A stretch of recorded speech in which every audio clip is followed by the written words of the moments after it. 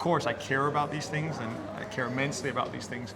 But the problem is that, as most of us know in life, money and business drives these things ultimately. And if employer branding aren't able to communicate then on that level and actually start these initiatives, then there's a huge problem.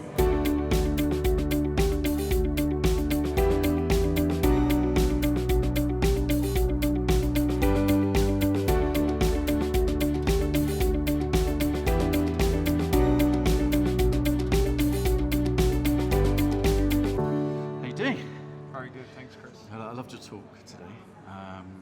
Talking about data and employer brand. Now, I love what you said. We were chatting on the stairs earlier on in the conference. And you were saying, I don't work in employer brand, but I use employer brand as a business tool. So let's talk a bit about that. Okay, thanks, Chris. So I mean, I come from employer branding from a slightly different angle, right? People always ask me, I'm head of employer branding, so they always assume that I'm an employer branding specialist, but it's not the case at all. Okay. For me, it's about solving the challenges that a business face, right? So when I enter an organization, I look at the overall business strategy. Yeah, nice. Right? Yeah. So the goals of that organization. And then I think about, okay, how can talent and how can employer branding impact those goals? Yeah, nice. Yeah. And what I often find is, or that I found, but people can correct me if they feel differently, is there's this gap between employer branding and C-level. Yeah, massively. Yeah, absolutely. I hear so many times that, we built this elaborate employer branding strategy, but we couldn't get the ball rolling on it because C-level pulled the plug, right? For me, that's a communication issue, right? So when I look at employer branding, I think, okay, what is the impact we're having on the org, right? I then break it down so I can then speak the language of C-level, which is about, for example, data, okay? I need to be able to show concretely how employer branding is impacting the business. Yeah, nice. So cost, for example, if we're talking about cost, they'll say they want to understand the ROI, right? So let's create some beautiful content, right? We need to attract lots of employees.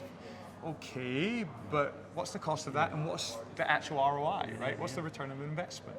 And the only way you can do that is by having a conversation around metrics, right? About showing C-level that you understand, okay, what the North Star metric you have that you're following is in employer branding and talent, and kind of then share the numbers around that. Yeah, nice.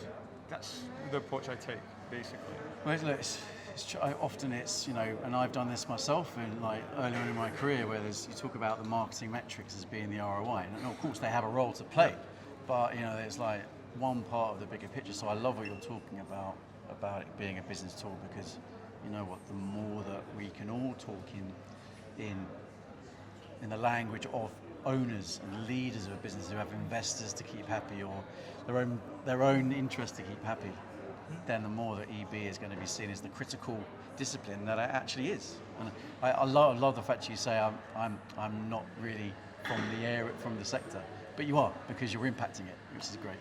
Yeah, I appreciate that. I think sometimes I come, this is the first time I've been to this conference, to Empple specifically, but I was sitting around one of the networking events and everybody's talking about diversity, inclusion, and all the being woke and sharing that cultural identity and things like that within employer branding. And of course I care about these things and I care immensely about these things, but the problem is that, as most of us know in life, money and business drives these things ultimately. And if employer branding aren't able to communicate then on that level and actually start these initiatives, then there's a huge problem.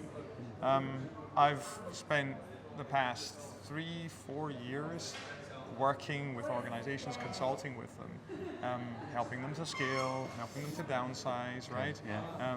And the way that we've managed to kind of drive these internal initiatives, whether it's diversity and inclusion, right? This is a very difficult one to drive within an organization, because if a company's scaling, for example, it's just about, okay, bring the people as fast as you can. And you're like, well, we have 90% men, or you know what I mean? We have nobody on the senior leadership team and no women.